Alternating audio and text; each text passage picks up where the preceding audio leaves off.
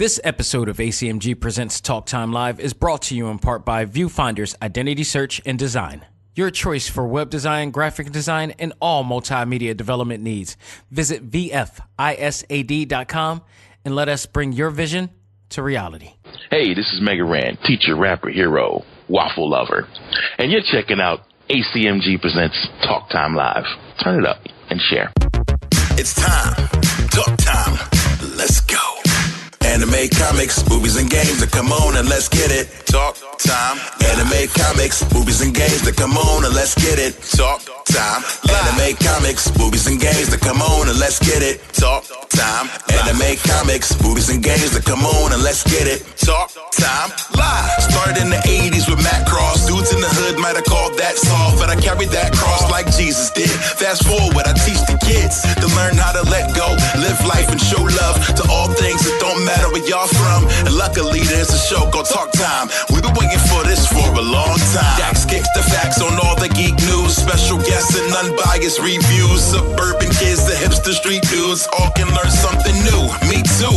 I heard words when no faith is empty. I stayed the course so my haters tempt me. Beat the podcast, that'll make them envy. It ain't too trendy, it's A.C.M.G. Anime, comics, movies, and games. Come on and let's get it. Talk time. Anime, comics, movies, and games. Come on and let's get it. Talk time. Anime, comics, movies, and games. Come on and let's get it. Talk time. Anime, comics, movies, and games. Come on and let's get it. Talk time. Live.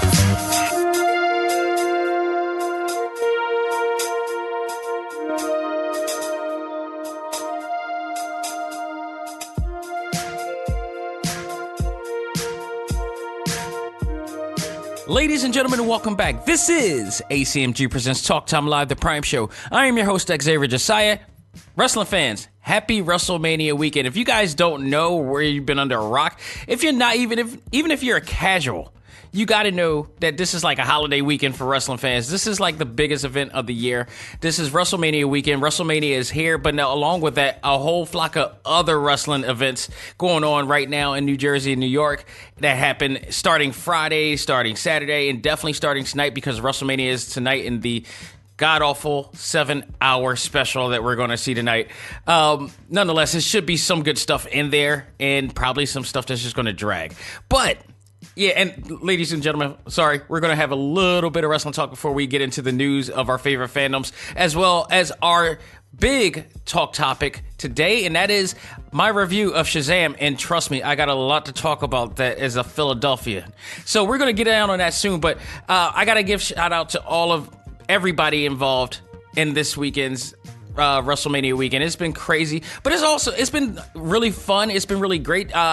Ring of Honor's New Japan SUPERCARD, G1 SUPERCARD was last night. Shout out to my man Mega Ran. He made it to the Garden. The man that you hear every week on this show, the theme music for this show, made an appearance at Madison Square Garden. He walked that aisle to Madison Square Garden to a New York crowd. He's a Philadelphian, so you kind of put two and two together on how that came. But nonetheless, he handled it very well. I thought he did a great job. He stepped up to Bully this time. Because if you guys recall, if you are not wrestling fans, Mega Ran actually has been in an altercation with Bully Ray or Bubba Ray Dudley in the last show that he did in Vegas, and now he came back to the Garden. So it was great. No matter what happened in that segment, he made it to the Garden, and it was awesome to see him there and to hear his music blaring because they used this song, Going to the Garden, as the main theme song for the pay-per-view. That can't be no bigger accomplishment right there. That is awesome. And then he got a segment with Bully Ray. I'm hoping that he doesn't have a chain whelp in his back as a result of that. But it was really good. He lived his dream, and he's continuing to live his dream. I am so proud of that dude and happy to have him in my life as a part of this show, as a part of everything that I've been in, for him to walk my path. And I to him as well. So, and shout out to my man Michael Burhan. He's been on the show before too. He was also attending there as well. He's from the UK, so he knows about the American crowd, but this is, I think, really his first hardcore crowd experience with New York. Because he's been in Philly. I think he's been a Ring of Honor for Philly before he came down and to do that. But he was so mad at how they reacted to Mega Ran. And it was expected because, one, he's a Philly guy, this is New York, and there's always been some case with that. And two, I mean, it was just like they wanted to see blood and guts. And when it came to going up against Bully Ray, you want to see somebody go through a table or something. And I'm glad they didn't go that far. You know, because Bully can go as far as like lighting up, flaming up a table and doing it. And I'm glad he didn't take the bump. He took a light bump in consideration, but I like the fact that he stepped up to Bully Ray. That's Philly funk right there. So great job, Mega Ran. And, you know, congratulations once again. But also, the show for me, and G1 SUPERCARD was a great show overall, but it wasn't flawless. It had its moments. It had its unfortunate moments in there that I won't even speak of. It's just not worth it based upon what was going on. But there were also really great moments, great title changes, everything like that too. Awesome. NXT TakeOver is one of those shows that you show a student that wants to become a wrestler and say, that's what you need to do. From start to finish, that show was awesome. I loved it. Every match was great. It went off without a hitch. There was absolutely flawless. I mean, flawless. And the crowd was white hot from start to finish. There was no tiring out of the crowd for the 5 matches that they had, and they all title matches as well. It was absolutely awesome. So it's a no-brainer. I'm sorry, WrestleMania will not be nearly that good. You know, and then I didn't see the Hall of Fame yesterday, but I also did see the video footage of somebody trying to attack legendary Hall of Famer Bret Hart while in the ring, and it was just crazy and scary at the same time. Just too much chaos. People, we need to chill out with all this stuff, all this going crazy. Like, I don't know what the hell is going to happen with that situation. I don't think it was a work at all, but it was distasteful. It was distasteful. Not to mention the guy just fought through. He thought he's still alive, fought a stroke years ago, and you're gonna try to attack the dude. Like, what the hell's going on here? Like, hopefully we'll get more further information on that, but I'm glad he's okay. He was still able to continue and do the actual speech that was honoring Jim the Anvil Neidhart, his best friend, his family, and that to me was just even more distasteful. So I'm glad everything turned out okay. He was able to still induct Jim the Anvil Neidhart. He was able to do the speech, and the crowd was all with him and supported him the whole entire way. So great job on that. Natalia as well, his daughter as well. I mean, what a douchebag thing to do. It was just insane. But I digress. We got a lot of news to talk about in the world of our favorite fandoms, as well as I said, my interesting review as a Philadelphian of Shazam by DC Films. So let's not waste any time, people. Let's find out what's new in the world of A.C.M.G. And now, it's time to find out what's new in the world of A.C.M.G.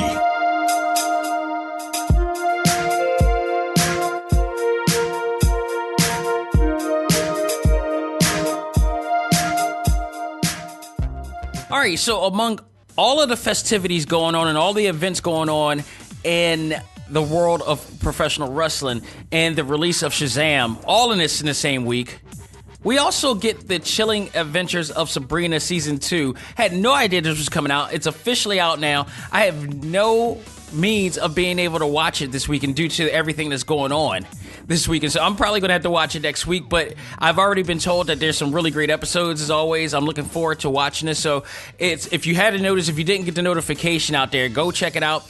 The Chilling Adventures of Sabrina Season 2. For all you Riverdale fans, it's the spinoff to Riverdale. It's the other town outside of Riverdale, Greendale, and it stars Sabrina in a world of witches, along with a lot of cool other characters in here. This is like the new Buffy the Vampire Slayer.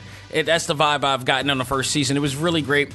Well done. They even had a Christmas special, which was really awesome. But you got to know, this is not the Melissa Joan Hart version of Sabrina the Teenage Witch. I guarantee you, if you're not into the dark, decrepit, really, really crazy, demonistic type of things or satanic things that goes on, this show is not going to be for you. So I'm just letting you know now, it's going to be some crazy thing. This is witchcraft at its most. So just want to put it out there. So I'm looking forward to check it out. I'll probably get my thoughts about it when I finally get the chance to watch the season next week.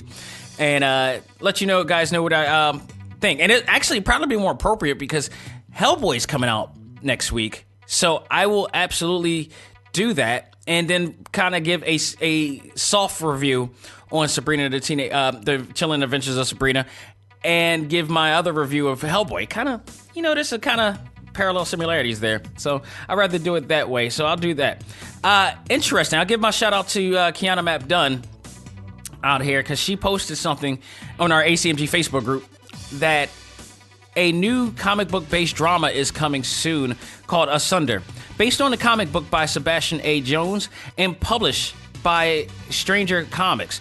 The story is being considered a Afro-futuristic tale about an orphan girl named Niobe and who is born of two nations and raised in a small desert town. She is seeking her ancestors while binding them against an ancient enemy.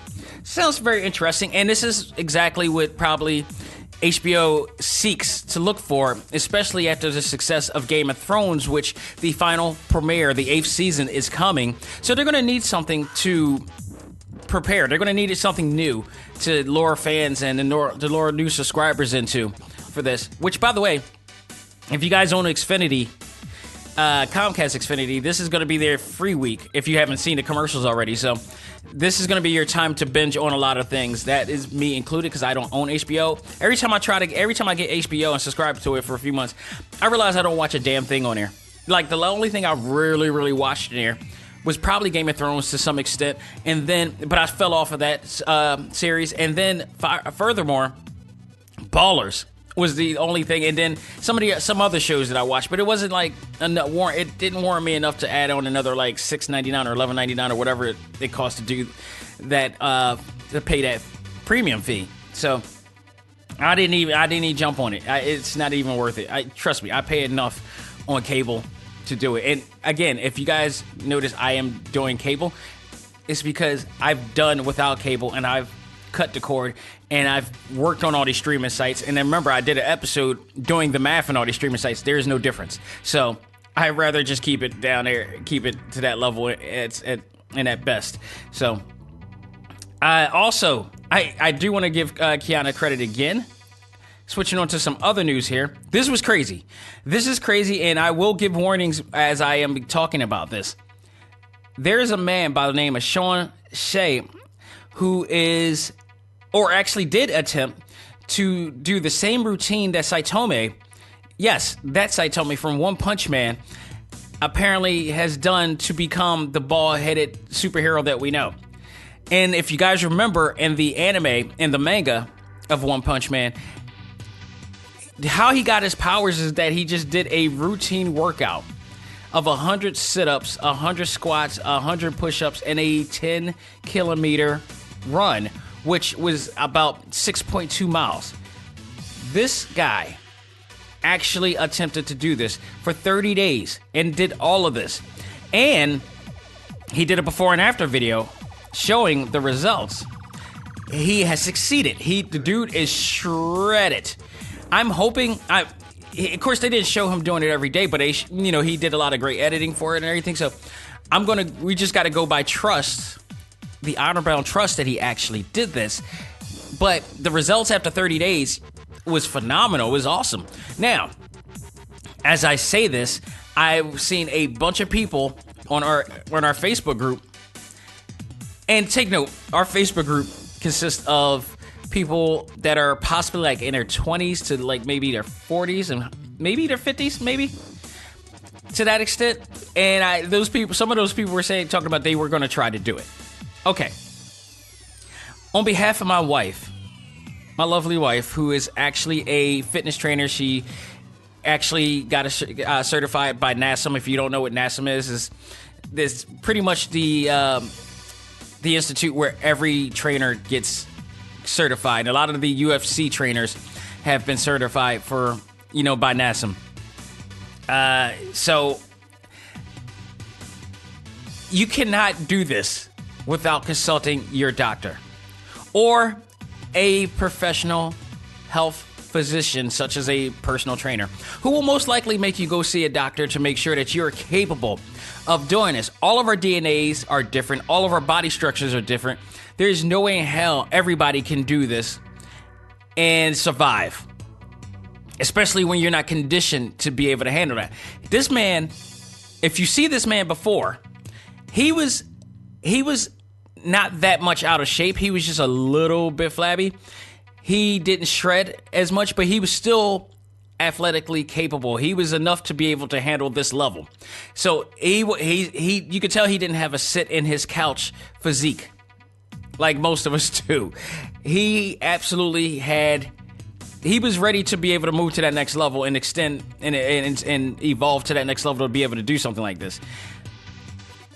I would not advise anybody, if you try to do this, you're a damn fool. Because you should never do any type of like strenuous workout. You don't know how your heart rate is. You don't know how anything is until your doctor checks you out and makes sure that you actually are okay to do so. So, congratulations to Sean. That is awesome. For 30 straight days doing this. It's crazy. But don't try this at home until you get a further approval from your doctor. That's all I'm saying here, people. So, moving on to some other news here. We got a chance to see Joaquin Phoenix as the Joker in the first trailer, official trailer. It's about a 2-minute trailer. And I gotta say, I'm impressed with it. It looks interesting. It looks very modern. It's like modern Gotham. You know, if you watch any of the movies or the TV shows, there's always a mixture of you got retro noir Gotham, or you have modern day Gotham that looks like normal everyday, our old normal everyday neighborhood, but it just have Gotham all over the place. In this case, this was modern day Gotham. This was like Christopher Nolan's Gotham, in a sense. I don't know if it's based off of that, but Joaquin Phoenix looked very impressive in the role as the clown, as I would call the Clown Prince of Chaos. This is an origin story, as most of us know. There is a slight essence of Heath Ledger in this performance of Joaquin. So I'm very interested in seeing this movie just on that standpoint alone. So, in the fact that the whole entire area looks very much like modern Christopher Nolan Gotham universe. So I'm all for it. I'm gonna always keep my reserve on certain things. There's certain things I'm like, no, I'm not even trying. Like Venom, I'm not even trying to do it. So Venom was there was no point of a Venom at all, especially the way they did it. This one looks like it may be done possibly right. And I'm interested in it. And I'm interested in Joaquin Phoenix. He looks promising. So if you haven't checked it out, go out of your way to check it out. They haven't released a date as to when it's coming, but be sure to check it out coming soon. All right.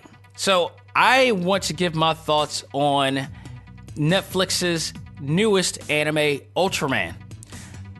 I got to tell you, I got a chance to watch the first season this week, and I love this season, this series, this anime. And I can tell you something. I was never really an Ultraman fan. One, the outfit, the costume was always dorky to me. The outdated special effects didn't move me. It was back in the 60s, I think, that Ultraman came out. And, it was around that time they were doing Godzilla and everything, and it was like the kaiju fights and everything that they were doing. So there's a lot of things that have changed in this series that I felt I love. And for one thing, they did not have any giant kaiju battles in this series at all. At least not yet. Not till maybe next season. I don't know if they ever do. But the storyline is supposed to be that it's the aftermath of the kaiju invasion in which the original Ultraman defeated. So I was okay with that because it didn't bother. It didn't. In the words of Black Dynamite, it's like it didn't make me no never mind. So, but I didn't mind that. What I did love was the new suit designs. They look kind of gear versus mech type of style, like armor. I loved it. It was beautifully done. It looks awesome, and kind of looks like it's funny because I've just started playing Dragon Ball Heroes World Missions, which I'll be reviewing this week on Select Start. And lo and behold, there is a new Great Saiyaman 3 who also has a way better looking costume and armor version of the costume that's made to resemble the essence of the original Cyberman suit, but it's a mech suit. And it looks kind of similar to what Ultraman is. It's really awesome in here, but I love what they did here. I love the story that, is based on the son of Ultraman, who apparently inherit the abilities of becoming the new Ultraman. Meanwhile, his father is kind of looking towards passing the torch on to him as well. And he's kind of taking it in and allowing it. But there are also apparently other Ultramen in the series as well throughout the entire season that you'll see. The CGI, I was a little skeptical about the CGI at first. But as I was watching it and the animation that was going on with the CGI, I began to warm up to it and even like it even more. So I love the CGI. It is great CGI along with great action, and this show is well paced actually. It definitely left me wanting more, and definitely I'm looking forward to another season of this. So if you're a fan, I would compare this to like Gotcha Man, of course, Guyver, Kassan. If you love all those type of, I can name plenty other different, classic anime that I could resemble to this, but if you love all of those type of, series, you could definitely get into this. If you own Netflix, go out of your way to check out Ultraman. It is a great series so far. And let's talk about another great series, which season 2 has come as well. Cloak and Dagger. I am so happy that this show is back. I absolutely loved the first season. Didn't love it as much as I did The Runaways. The Runaways is absolutely phenomenal. But Cloak and Dagger is a really close second to, if you want to compare the two, but still a great series. They had another 2-hour premiere on the Freeform network. If anybody is...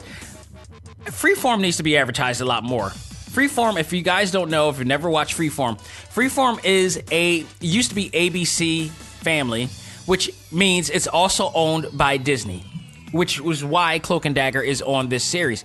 I don't hear enough about the quality of shows that they have, which they have some really good quality shows. If you're a fan of Blackish, if you ever love Blackish, they have the spinoff to Blackish on there with Zoe on there as she heads to college, just like their version of A Different World.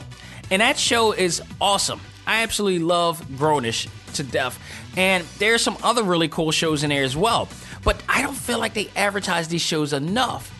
And Cloak and Dagger's now on there, and and I believe the Runaways do play when they, after a while of them not, after being on Hulu for a certain extent, and the second season will probably air right after this season of Cloak and Dagger as well.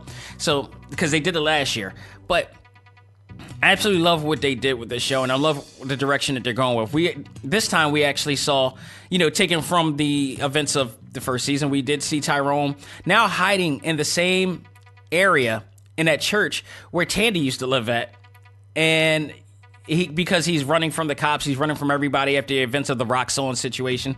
So he's just well hidden from society. Unfortunately, he can't see his mom, he can't see his father, and you could tell they miss him dearly, but he's mastering his ability to teleport now, so he's able to do more things with it, and he's testing himself out, becoming a vigilante now. And, Robin, he's pretty much being Robin Hood at this case. He's robbing the rich. I don't think he's giving to the poor yet, but he's actually trying to stop crime and trying to, help. And while that's happening, Tandy's living back home with her mother. They're trying to work together to make amends with everything that's been going on as far as the Roxanne situation, and they're going to support groups now, and which is, it's good and bad at the same time. So, Tandy has a lot of pent-up frustration that she's still trying to work out with everything that's going on involving her father and everything that's going on with Tyrone and everything. It's been really crazy. And then, to further that, a new threat is coming in the form of Detective Bridget O'Reilly. If you guys remember, we last saw her at the end of season 1 in an encounter with a freak accident with the Battle of Roxanne, which led her to change into something different. Well, apparently, as we see right now, I don't know how deep everything's going to get to the point of what's really going on with her and how the accident affected her, but she now has two versions of hers. She has her version, and now she has a more violent version who is taking matters into her own hands. So she's kind of her own good cop, bad cop in this case, in this here. But it's awesome. And if you guys have read the Cloak and Dagger comic books or anything like that, you recognize who she's going to be. She's going to be the villain known as Mayhem, or the anti-hero known as Mayhem in this case. And that's going to turn into a lot of crazy things going down the line in this series. So I enjoyed the first 2 episodes, season episodes, and I'm looking forward to seeing what's going to happen next. I know Cloak eventually will get his cloak back, and I don't know how Tandy's going to end up them looking like the comic book versions, but I'm looking forward to seeing what's going to happen. And I pray that they somehow team up with the Runaways and do a crossover, because that would be so awesome for them to do. They're all about the same age level. I can see them easily doing something like this. They haven't done it for Agents of S.H.I.E.L.D., and they should in some cases. I mean, they're all in the same universe. It's been already said that they're already in the same universe, especially on the Runaways when they mentioned Wakanda on there. So it's all in. So I love it. So other few bits of news before we head off to our talk topic. Netflix. This is exciting news because a lot of people have been rather excited about that or blown away by the news of this. Netflix is pushing ahead with the new series based on the classic anime series Cowboy Bebop, one of the greatest series of all time. Star Trek and Harold and Kumar actor John Cho is set to play the role of Spike. Now, to the idiots out there in the world who keep thinking that every character in anime is American just because they do have some Americanized features. I hate to tell you this, but most of those characters are Japanese. That's fact. And in fact, the character that Spike is based off of is an actor that is Japanese. And there are pictures out there of the guy in the same costume and the same hairstyle as Spike. And it was a reference and homage to that character. So you cannot shut up with your ignorant, non-researching asses about a character that you think is supposed to be American and should have an American actor. Anything based on Japanese should not have any of them, but we do. And be glad that we do. With that said, John Cho, I'm always a big fan of his. I've always loved John Cho. He's the brother of Margaret Cho. I guess you could call her a legendary comedian, because she's been around for a long time and she's well known. She's definitely been out in the scene for quite a while. So I've always loved her. But her brother was a big fan of his. I watched him all the way back since the WB series Off Center, if I remember correctly. He just stood out. He was a great personality in there, and then he went out to do Harold and Kumar and became legendary with that one. And then he played Mr. Sulu in Star Trek and did tremendous. He gave that character justice on that show, on that movie, on those movies that they made. So I'm all for him doing it. I think he may be able to pull it off. Some people are a little bit skeptical, but I think we haven't seen... He's one of those guys that I don't think we've seen enough of his ability. I think he may be able to do it in a way... He has the charisma to pull it off. I truly believe this. So I'm looking forward to it, and hopefully we'll figure out more news as things develop on when this will be coming soon and not more than enough. So last bit of news I want to talk about. Kind of mentioned this on the Select Stars show on Sunday, but the Avengers trailer that led to the box office pre-sale record.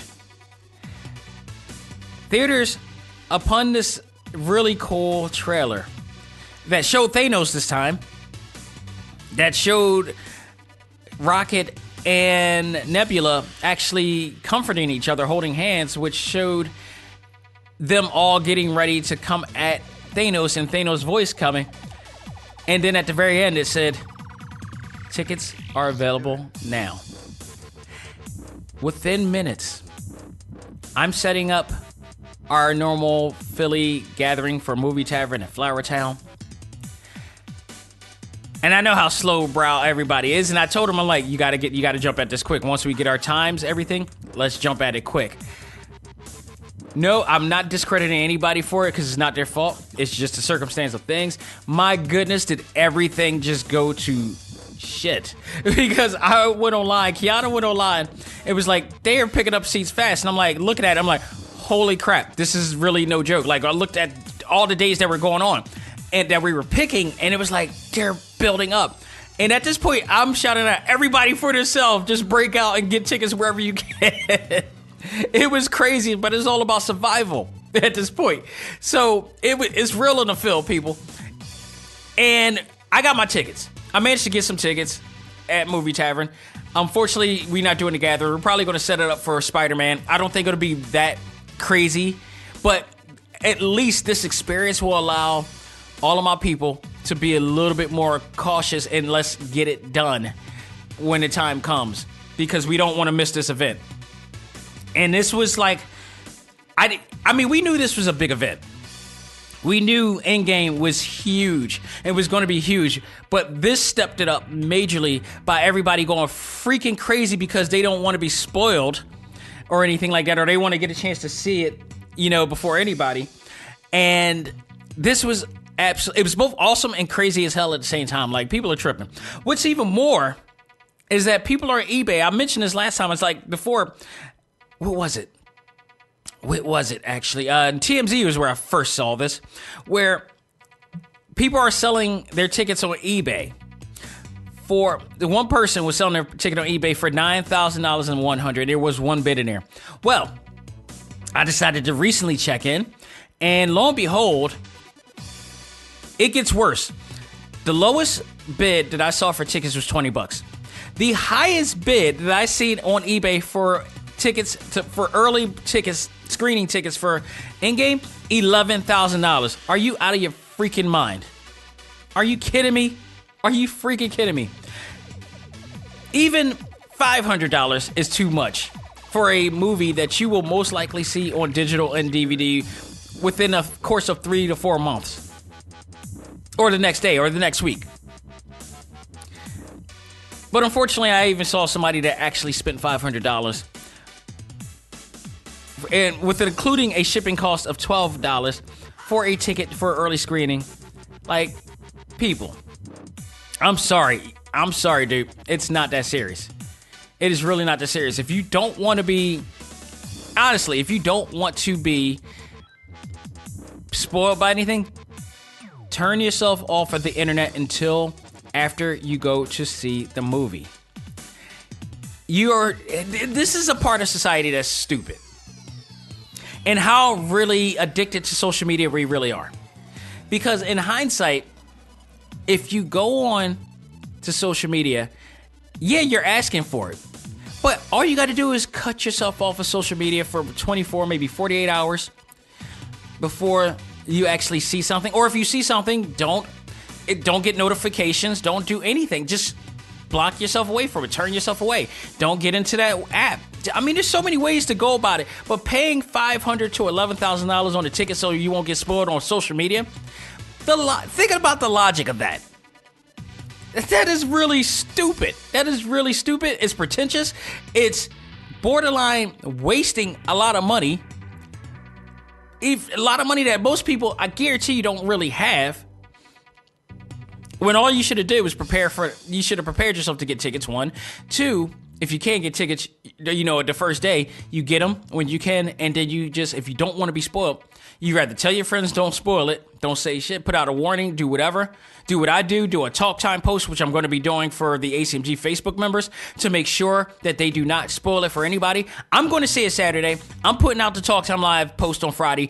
I'm posting it for people to allow them to actually post on there. I'm going to turn off notification. I'm not going to indulge in it. I'm just going to let them do their thing and say their piece. I will make sure I put a warning on there saying, if you did not see this movie, do not watch it. Do not read this post. Biggest day. Whoever gets pissed at it, it's on you. It's our tradition. But there are better ways to handle the situation other than going ballistic online. And you know what? I ain't mad at the people who put up the bid because they knew how stupid people were being to do it. So shout out to all the people who got that money. So that's all I'm going to say about that. About them. Shout out to all those people who got that cash because they knew how stupid people are and how addicted they are. And if this doesn't prove how addicted you are on social media, I don't know what is. So with that said, great trailer. I'm looking very forward to it. We're counting down the days to that and Mortal Kombat 11. Let's all enjoy it, and let's all enjoy it and have fun and allow other people to have fun. I know it's going to be exciting, but don't be a dick and spoil it for everybody else. Because one, we're in some harsh times. You may not ever know. You spoil it for one person, that's your ass. And I don't condone it, but sometimes that's the way it is. So I'll leave it at that, but everybody enjoy yourself. Do it safely. Do it as a community. Let's all have fun and enjoy it together. So, ladies and gentlemen, that will do it for what's new in the world of A.C.M.G. We're going to take a break, come back, and talk about my interesting review of Shazam from a Philadelphia perspective. We're going to do that right after this. Ladies and gentlemen, this is Xavier Josiah, the host of A.C.M.G. Presents Talk Time Live, the podcast. You want to catch up with all of our podcast shows and hear from some of the hottest names in all of anime, comics, movies, and games, such as... This is Miley Flanagan, the voice of Naruto. This is Stephanie Shea, the voice of Sailor Moon. This is Ruben Langdon, voice of Ken Masters and Dante from Devil May Cry. Hey there, this is Kyle Hebert, the voice of Ryu from Street Fighter V. This is Chris Battle, character designer of Teen Titans Go. Here's your chance to check out all of that and more on TalkTimeLive.com. TalkTimeLive.com provides all of our ACMG content with new and previous episodes, exclusive interviews, articles, and much more. Visit TalkTimeLive.com and let us help you learn to let go, live life, and love all things ACMG. Talk Time Live. This is Tom Gibbous, the voice of Shikamaru Nara from Naruto, and you are listening to ACMG Presents Talk Time Live, and it's not a drag. Do it. And now it's time for our talk topic of the week. Ready? Fight!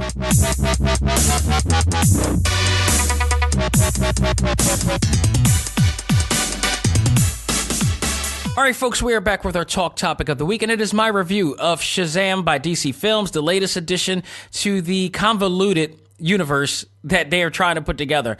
I'm going to say this right now. I had so many issues with this movie, and I know they got certified fresh. I wanted to enjoy this movie.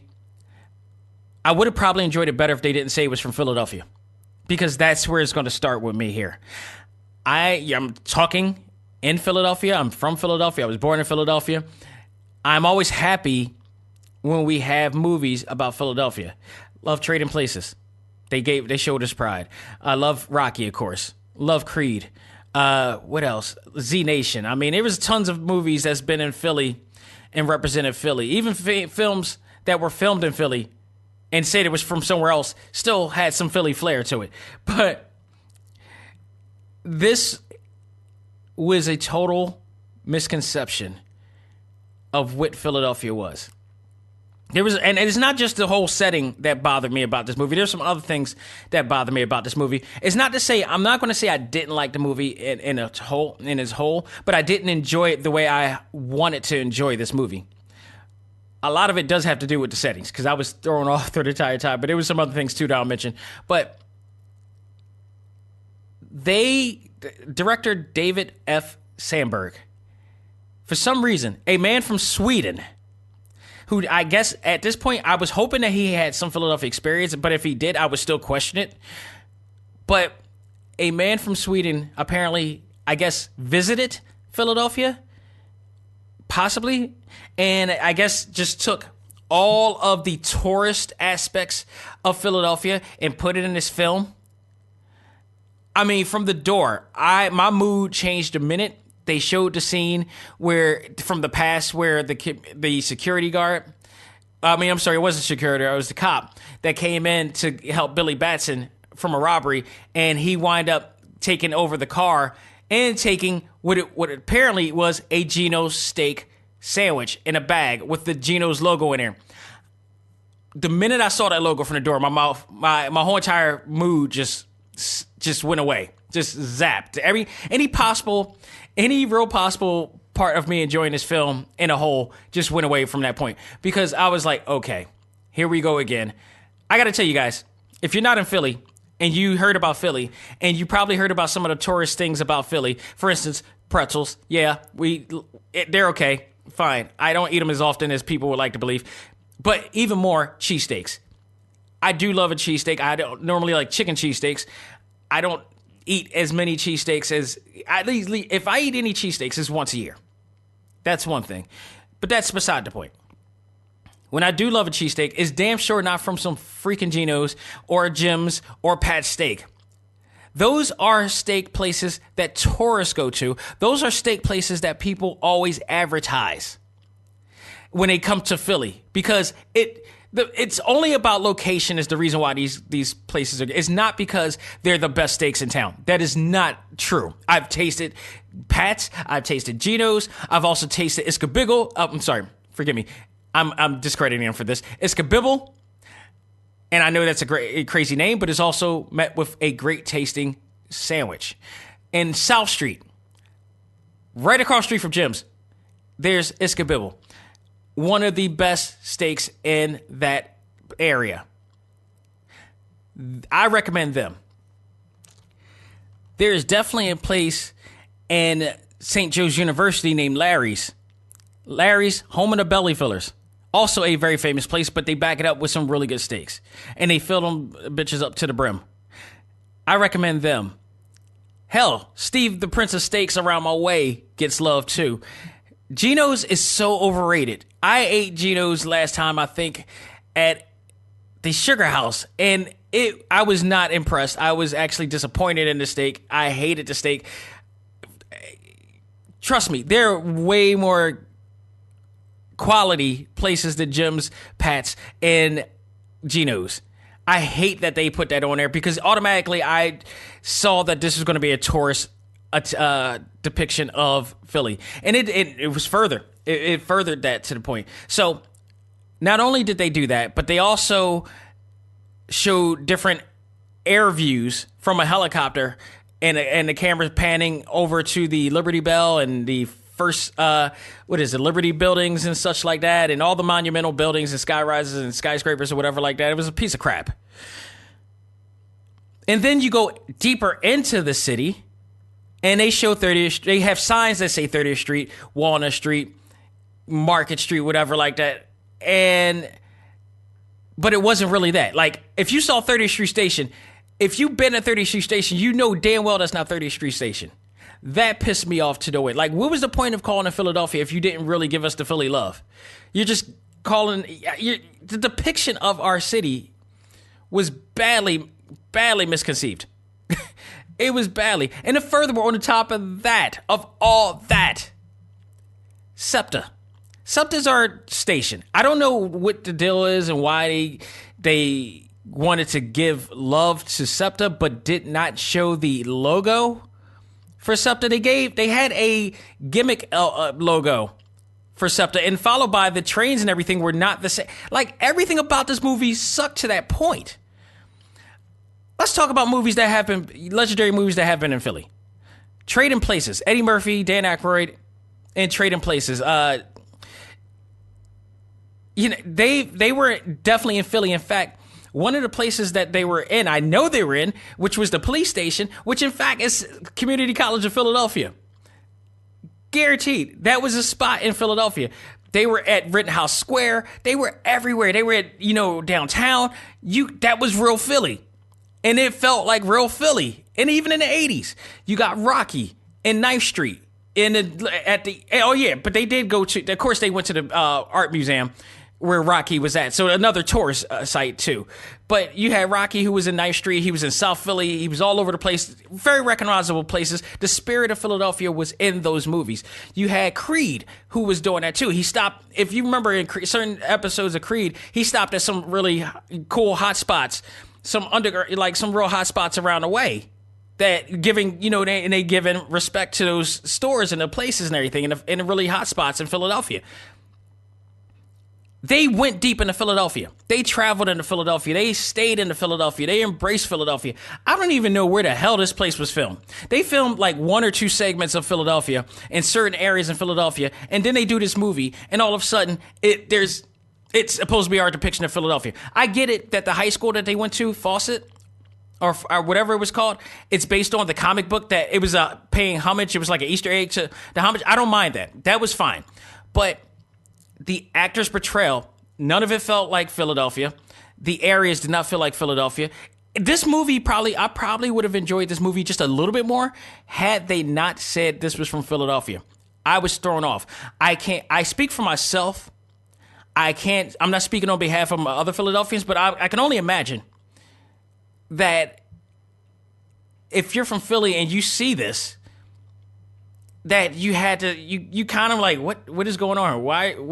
No, I'm not feeling this. Now, granted, to that respect, and this movie was considered certified fresh, and I know a lot of it had to do with people not in Philly.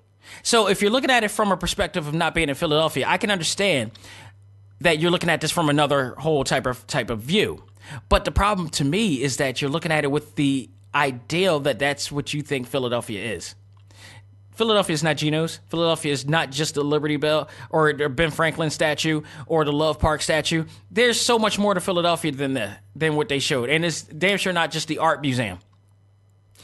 To me, it was a poor depiction, a shallow depiction of my city. Like, even Will Smith, when he was doing Fresh Prince, did a better depiction of Philadelphia. Hell, Transformers Dark of the Moon was filmed in Philadelphia, even though it was supposed to be Princeton. I think they did a better job giving us the Philly feel, even though it was supposed to be Princeton, New Jersey, than in this movie.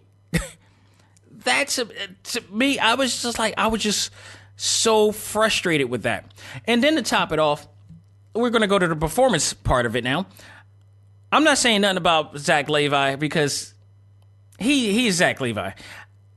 I've been a fan of him since Chuck. He's kind of like, well, he has a Will Smith type of personality. He's a very fun dude. And when you see him on film, it's like he's just being himself in there. And that's what I liked about him. So he did pretty good with this role. If I would to give it any critique, I would say it was just him being a little bit too kiddyish. But then Billy Batson himself was also in that kind of kiddyish too, in a sense. But I feel like their personalities didn't gel once, from the adult to the kid version as much as it could have. But they pulled it off pretty well. But Asher Angel actually visually does look like Billy Batson from the comic books. That was cool. That I did like. And he did okay. I liked him as Billy Batson. It's a role that he could grow into because it looks like they're going to do a sequel anyway. Here's where I kind of took issue. I didn't know that he was going to be in the movie, but Djimon Hounsou, you guys just seen him in Captain Marvel. So he technically is in 2 Captain Marvel movies, which is hilarious. For those who don't know, Shazam Captain Thunder is what they call him now. He was once known as Captain Marvel. And there was an issue in a legal issue where he had to wind up changing his name, and that's why it became Shazam. It's a deeper story than now. I'm not giving it enough, detail on that, but that's what happened. He originally is Captain Marvel, but they somehow got the rights to use Captain Marvel, which we just seen last year. But Djimon was on here playing the Wizard Shazam. I'm going to tell you right now, if you got to pick between him as a Kree or him as the Wizard, he was way better as a Kree. For one thing, I don't mind my people of color playing a role like this. But damn it, get his costume on point to the point that I really feel like he was. I knew who it was from the jump when I saw him, and it broke my disbelief. It really broke my disbelief because it looked like Djimon Hounsou in a Merlin costume, and he was cosplaying as Merlin. He didn't look like he was. I don't think he worked out, in my opinion, as the Wizard Shazam. It just didn't feel right at all. Like, maybe it's because I'd never seen a brother with hair like that to that extent, but it just didn't look real. It didn't look authentic. It didn't look anywhere close to okay, I can really believe that he's this character. The portrayal of it just didn't. It really phased me out, and it was sad because I am a big fan of his as well. I like the majority of the roles that he takes, but this one right here just didn't work out for him, in my opinion. Mark Strong, who everybody was hoping to see Black Adam in this movie, wind up not being the case. It was Dr. Thaddeus Savannah, which if you read, if you read the New 52 version, he is one of the main big villains in that comic book series. So it made sense for that. And I had no problems with Mark Strong. I thought he did a great job as the villain here. He definitely has the voice of a villain, and he carries it very well. He carried his demeanor very well. I liked him throughout. He's kind of one of the characters that really kept me to enjoying this movie to some extent. So I thought he made to be a pretty damn good villain here. And I'm sorry, but it looks like Black Adam will not be in here anytime soon. I didn't stay long enough for the end credits, and I know there were end credits there, but I was already done with this movie. I didn't care about the end credit scenes. I left at this point, but it looks like he's going to be teaming up with another villain that's, again, not Black Adam. So, unfortunately, we're not going to get him in there, which everybody thought The Rock was going to be portraying him in there as well. So, I tell you what, though, my role MVP for this movie, bar none, no joke, was Jack Dylan Grazer as Freddie Freeman, the kid with the crutches, and who was, Billy's, right-hand dude or sidekick or whatever like that. He was way more entertaining than annoying in this movie, and he was the comic relief that this movie clearly. Whereas this movie was trying to be too comic relief, I felt it was too much more comic relief and not enough, action. It was definitely action, but it was like I wanted to see a mixture of both action, drama, and comedy, but it was more of it laying on too much of the comedy. But with that said, Freddie Freeman. The Freddie Freeman character, I absolutely enjoyed. He was hilarious. I think he stood out more than anything. And that's saying a lot because Zach Levy, of course, was also comical in this movie when he was doing the role too. So they did a great job on as far as that role right there. He stood out. I think another one that really stuck out for me too was, where is she at? I'm looking at IMDb right now. Where is the little girl? There she is. It was Faith Herman. This is by far one of the most adorable little girls I have ever seen. And there's been some adorable girls in the past, but first of all, she's tiny as hell, and apparently she's from This Is Us, and I can see why people love that series so much. I'm like, come on, man. She was absolutely breathtakingly cute in this series, and I couldn't help but to smile every time she was on film. It was like when Rudy from the Cosby Show ever appeared when she was younger, especially when she was on The Last Dragon, and she was just so adorable. It reminded me of that in there too. So she stood out as well. Everybody else were great. Ian Chen and Javon Armin, which were also the foster kids, Pedro and Eugene. They were fine. Cooper Andrews as Victor, he was fine too. Grace Fulton as Mary. Broomfield was fine. Stephanie Hawkins. They did really good. Natalie Stroman. I'm sorry. Let me say that. Natalie Sanfran as Mrs. Savannah was also. They had a lot of great roles. But I tell you what, I was surprised and I was really happy to see John Glover, who plays the father of Thaddeus. And I love this because just last week we were watching the latest episode of Supergirl. And in this universe, it's the mother who's like evil and cutthroat and just doesn't care about her kids and whatever like that, but she's rich as hell. Which is very reminiscent of Lionel Luthor from Smallville.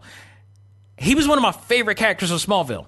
When they brought him in, and he really brought a different form of depth into that show, along with, Lex Luthor on that film. He was like cutthroat evil. He's a great actor. It was great to see him playing that almost like that same role again in this movie. But there was nothing different. He's great at playing an evil father.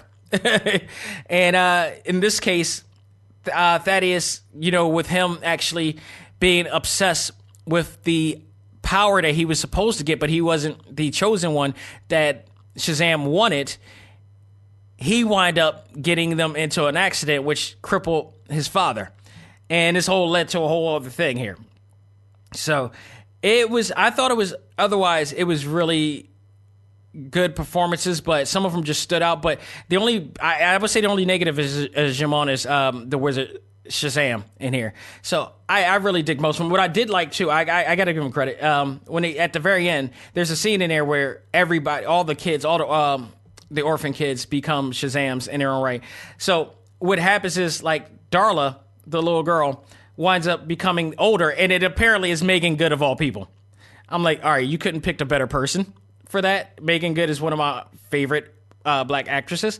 She is really, really, really, like, she is the black Megan Fox, bar none. She's really gorgeous.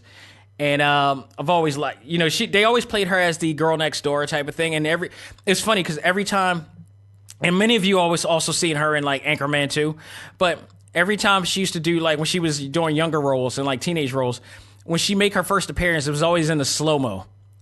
It was hilarious. But she played an older version of Darla, but she was playing the younger version with a young mind. And it was really cute to see her play that role. DJ Cotrana was also playing the older version of Pedro. Now, funny part about him is that's Flint from G.I. Joe, which I thought was hilarious in here. So you got to see him. You got to see Ross Butler. Funny thing about him, he's the original Reggie from Riverdale. And I was like, wow. I still don't understand what happened or why they changed him from Riverdale. I don't know if he had other commitments along the way, but it was interesting to see that he wind up leaving the show and they got the other dude playing Reggie, who, by the way, that other guy playing Reggie is going to be in a movie with Zoe from The Grownish, which looks interesting as well. You got Adam Brody in here playing Freddy, and Adam Brody I haven't seen since The OC when I actually watched that show. So, like, damn, where the hell he been? So, I mean, they had a great selection of people in here. Michelle Broth was in here as well as one of them, and is playing Mary, and she's on Hawaii Five-0, I believe, if I'm correct. So I thought that part was pretty interesting too. I mean, overall, the movie actually is, I guess if you're not from Philly, you have a reason not to be pissed at it, and you only see a fictional story. And to that, I respect the opinions of everybody and their views on it, and they may like it, and I can understand why they would like it. There's something to like in this movie. I just think some of the things kind of threw me off as far as the authenticity of our Philadelphia, and pretty much, what is it? Jamon's role as Shazam. That kind of threw me off. Did I also mention that SEPTA was in there too? They gave a shout out to SEPTA. They gave a shout out to 30th Street Station and all these other places, but they weren't like, they were not those places at all. Like, the SEPTA thing, I got to figure out what happened with that, because SEPTA is for those who are not in Philly, SEPTA is our bus line, our transit line. And I don't know if they had legal rights to do so, or if that was the case, why did they just not just call, say SEPTA in there? Like, you shouted them out, but not shouted them out. And then furthermore, you gave them a logo that is not their original logo at all. But you said none of it made any sense. I don't know what went into this, but it was bogus. It was absolutely bogus as hell. You got me saying some old terms and phrases like that. That's even worse. So overall, again, it's funny because I actually enjoyed Man of Steel. I really loved Wonder Woman. I absolutely enjoyed Aquaman. Justice League was okay. It was just passable okay. I couldn't deal with Batman versus Superman for obvious reasons. But this one I'm putting in the back burner. Like, this, to me, this is not DVD worthy. The fact that I left out of the theater without even watching in excitement and anticipation for the end credits, if I had to give it a grade, this is a C- movie for me. This was, to me, and that's just my view of it. I don't know if people are going to agree with me or not, but that's just the way I saw it. Just based on the authenticity base of things and how they viewed Philadelphia, to me, it was just that. To me, it was a turnoff. And I'm interested in seeing what our listeners is going to be thinking about that and what they're going to say about that, because I thought it was, it's kind of like,